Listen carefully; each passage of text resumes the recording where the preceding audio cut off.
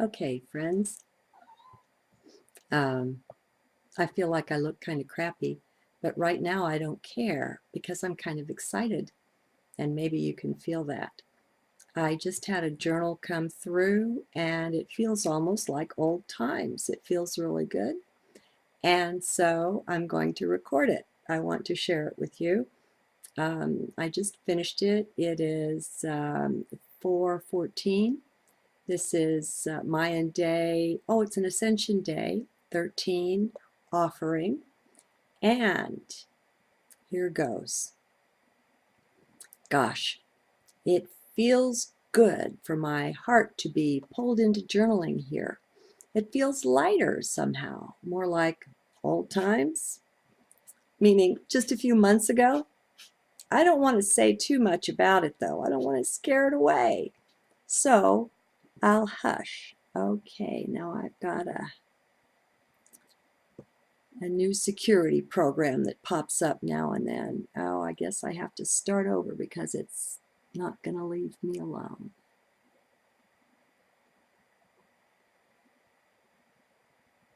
Block. Okay, maybe it'll leave me alone now. Okay, no, it won't. It wants to start automatically on my computer. All it says is version 1.0.30319, and it's an auto run. That really tells me a lot, like I'm supposed to be able to figure out whether to give it permission or not, huh? So I'm just going to say, remember what I'm saying, and block it for now, and we'll see what happens. We'll see what breaks. Okay, so to continue, sorry about that. So what calls me here? As usual, just a sensing. Mentally, I don't know. That part is to be found out in the doing, in the flow of it. That's the best way for mind to function, at least in my world. There's so much more joy in it than in the mind-dominated way of being, where the left brain is always in the lead. This way, mind is a participant, rather like a child in the car's back seat, enjoying the view rather than trying to drive. I watched a couple of short Deepak Chopra videos tonight and found them interesting. I'm all for every voice that's out there sharing its truth. I'll keep calling for respect, though, for in the comment threads, some people just don't see their own arrogance. It's kind of sad. And this, too, comes from leading a left brain style of life, which doesn't look inward enough, or it would be far more self-aware. Now, as usual here, I speak to myself. I was that arrogant one, and not so very long ago. I know from the inside what a challenge it is to try to convince someone in the science versus consciousness or philosophy debate of anything.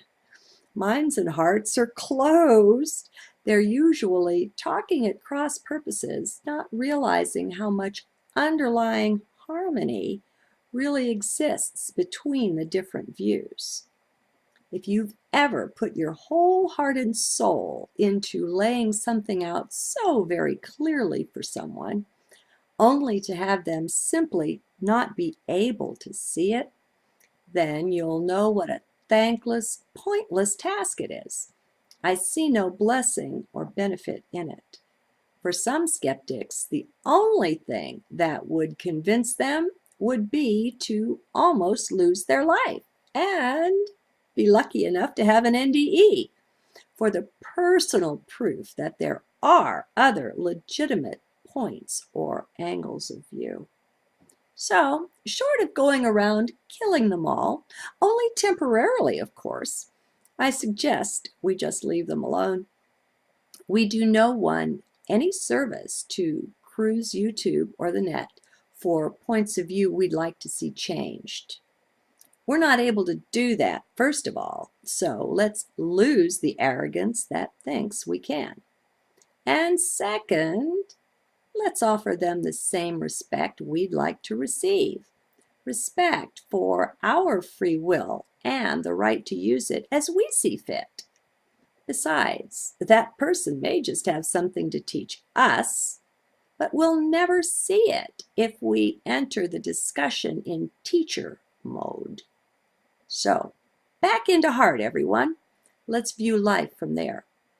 It's the very best view of all, and if others can't see, well, that's their lookout, not ours. And so let's leave them to it, each to their own way and points of view. Now, there's a secret hidden in here, deep in heart anyway. It's the secret of radiance and resonance. And it's a far better way to win people to your points of view. I'll just barely touch on it here, but here's how it works. First, when you're in heart, you give up being the body. You simply know that you're not that. You're not the mind either. And somehow you know this eventually. Spend enough time on watch and observe duty, spotting and intentionally avoiding or ignoring thoughts, and you'll really know.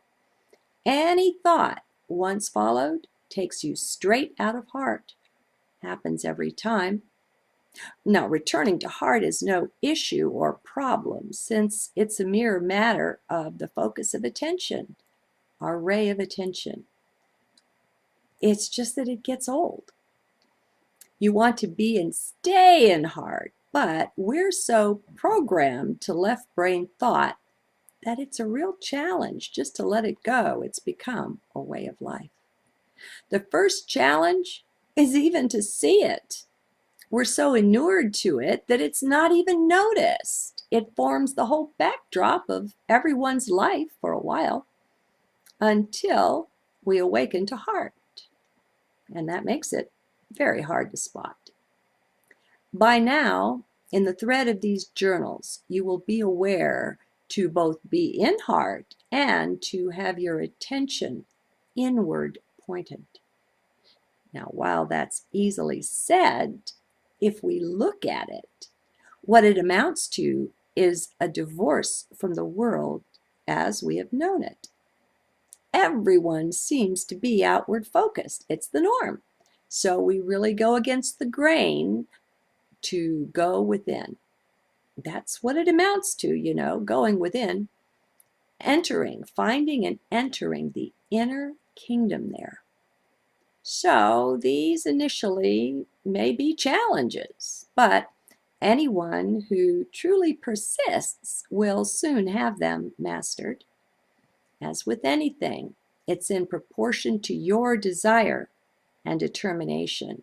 No one can give this to you. You have to take it. If you fail, look to these, desire and determination, for without their foundation, how can you win your way into the inner kingdom, the heart? Whatever you do, see that you are following your own bliss, not someone else's. And then you'll radiate. See to the self first. Let the world sort itself out while you tend to your small part of it.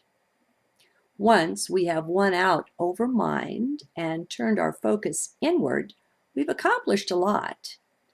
We now stand poised to gain more self-knowledge than we've gained in our whole life up to now. Now we have the necessary stance to watch the self quietly and without interfering with it. And that's the next hurdle for most, letting the self do what it will while watching. This is where most fail, but there's no need to give up. He who gets knocked down 9 times and gets up 10, he's the winner. So we persist. Watch without interfering. How good are you at that? It's a real meditation, I can tell you. Often your mind and your heart will want to go different ways. When you're in heart, you're in touch with the flow, which is actually sacred, though it may not seem so at first. It'll seem mundane, just normal, but these are just the dust of the mind brought in on our clothes into Heart Kingdom. Keep watching silently. Don't interfere. Notice when the desire to stop what you were going to do or you were going to say, when that arises, and look to where the impulse comes from. Learn to spot it, and soon my bet is that you'll see it's the mind. Mind thinks it knows a better way, something smarter, more polite, more acceptable to say. Mind thinks it knows best, and it will second guess you, and it wants to overrule the heart flow. You just watch. That's your goal. Often enough, mind will speak up before heart has a chance to get its attention. Don't worry about that. Just watch that too. Watch your thoughts and feelings over it all. Just quietly look, doing nothing but noticing. That's all. It's enough for now. For now, you must just take this on faith, but soon enough, your inner teacher will get sufficient attention from you to make that connection with you to take over and be your 24/7 guide. So, notice how it is that mind and heart have different ways, differing desires, and different character. Just keep watching. It's obvious enough to one attuned to the heart. It doesn't take long, but that doesn't matter anyway, since in heart you'll soon see that there is no time. Time has no meaning in here. Don't let mind tinker with this one. It's no use. Just observe for yourself to uncover the truth of it, or not. Again, just watch. I say this so often, but how often does your mind wander into thought, I might ask? A mind is not an easy thing to master, and it's not done by brute force or manipulation, not at all. That never works but temporarily, and there's quite a price to pay even for that. This is a beautiful, peaceful way of harmony and balance. How could heart offer anything less? No strong-arming in here. Your inner vision or heart vision begins to open as you pursue what is offered here. Now, this isn't the third eye chakra, but rather something more subtle than that. You may find that you have an eye anywhere and everywhere in the world, and in the cosmos, in fact, from within. This inner kingdom contains real magic and the cosmos. That is how the outer world would view it anyway, as magical. It doesn't make good mind sense, but we're not concerned with that. Inside, in the kingdom of heart, there is no time and no space. You are both everywhere at once, as well as every when, too. All is open and available to you, not at the speed of light, but even faster, at the speed of thought. It takes light over 8 minutes to reach the earth from the sun. About 90 million miles, I think, or 1 astronomical unit. How long does it take your thought to reach the sun? Not so long. Not even 8 seconds. These are hints of the inner powers you gain by residence within your inner kingdom. But there's a price, and it's vigilance. And I've got to find my place again. My. Sorry about that. Okay, I'm speaking to myself, chasing you back to heart. Oh, I'd be embarrassed if I was able to, but when I'm really in heart, I'm not able to. Isn't that funny? It's very strange. Oh, I'm almost there. At the speed of thought, there's a price, and it's vigilance. You must first know certain things, such as the value of focusing only in and on heart, and the need to keep your attention inward and not outward focused. You must know the value of quietly just watching, of non-interference of mind in heart's ways. If you know only these, then you're well on your way. This all assumes you have the inner drive and desire for this path. For when you start, it will be a path. Once you attain to the inner kingdom with any stability, though, you will see your path just vanish, just disappear. All paths are linear, having an ahead, a behind, and a here, and requiring step after step in an orderly progression. Well, that will take you to the door of heart, but once you enter, you'll see it thoroughly transformed. When there is no time and no space, how can anything remain linear? It's impossible. Again, within heart, it is as if you are in superposition simply everywhere and every when. You move at the speed of thought wherever you like. It is heart thought, which I won't try to explain to those not yet stable in heart. There's no use, no point in it, being just an intellectual exercise in futility until then. So here's my closing suggestion. Keep a log or journal for your persistent questions. They are mind's questions for the greatest part, but that's fine. You're not going to be answering them or even asking them, just recording them so that you can safely let them go. Now listen closely.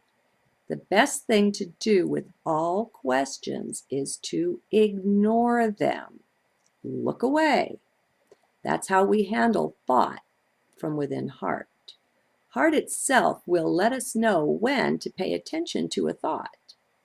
You'll just find yourself doing that once you gain a certain facility or sensitivity to the ways of heart.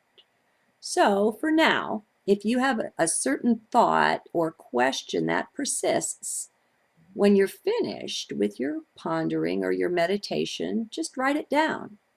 Then clear your mind of it. Know that there's no need to remember it, for it's recorded, and you can let it go. Most of us don't know ourselves at all. We could not truly answer what are the deepest, most important things to us and the most important questions to the real us, to the being or soul.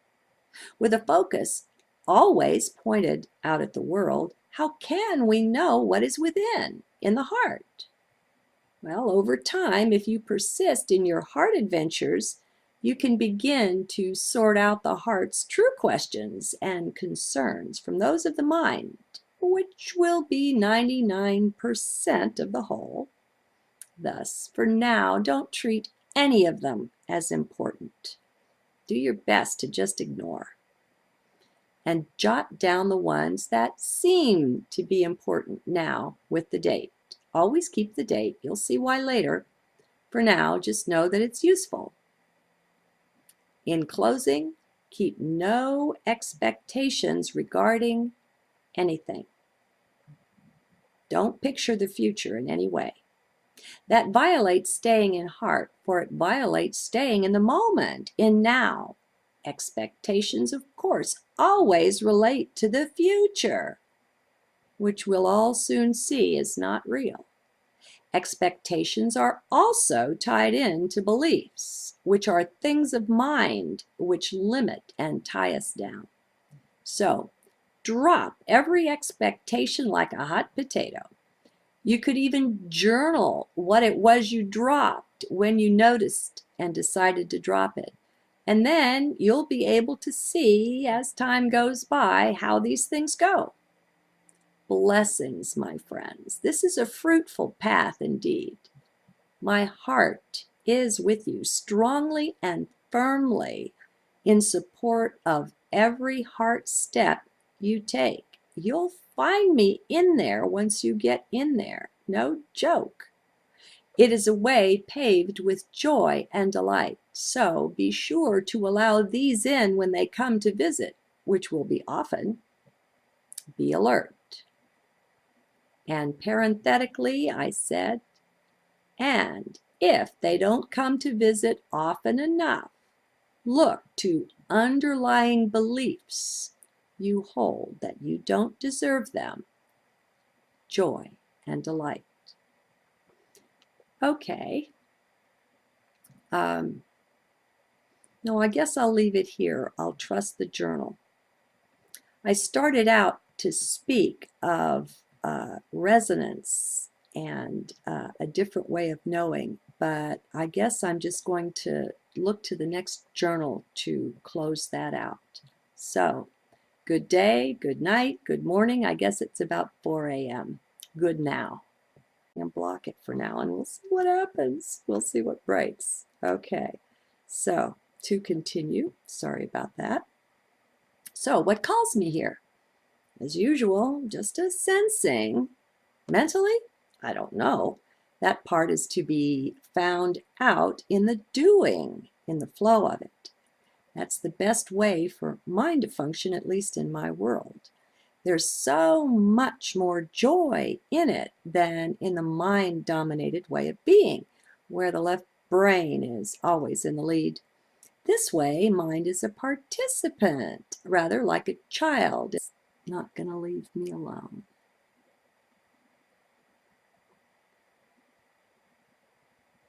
Block. Okay, maybe it'll leave me alone now. Okay, no, it won't. Wants to start automatically on my computer. All it says is version 1.0.30319, and it's an auto run. That really tells me a lot, like I'm supposed to be able to figure out whether to give it permission or not, huh? So I'm just going to say, remember what I'm saying. And day, oh, it's an Ascension Day, 13, offering, and here goes. Gosh, it feels good for my heart to be pulled into journaling here. It feels lighter somehow, more like old times, meaning just a few months ago. I don't want to say too much about it, though. I don't want to scare it away. So I'll hush. Okay, now I've got a new security program that pops up now and then. Oh, I guess I have to start over because it's in the car's back seat, enjoying the view rather than trying to drive. I watched a couple of short Deepak Chopra videos tonight and found them interesting. I'm all for every voice that's out there sharing its truth. I'll keep calling for respect, though, for in the comment threads, some people just don't see their own arrogance. It's kind of sad. And this, too, comes from leading a left brain style of life, which doesn't look inward enough, or it would be far more self-aware.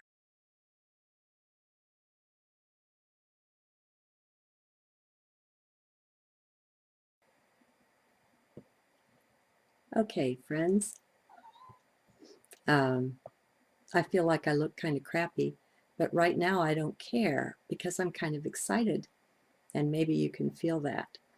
I just had a journal come through, and it feels almost like old times. It feels really good, and so I'm going to record it. I want to share it with you. I just finished it. It is 4:14. This is my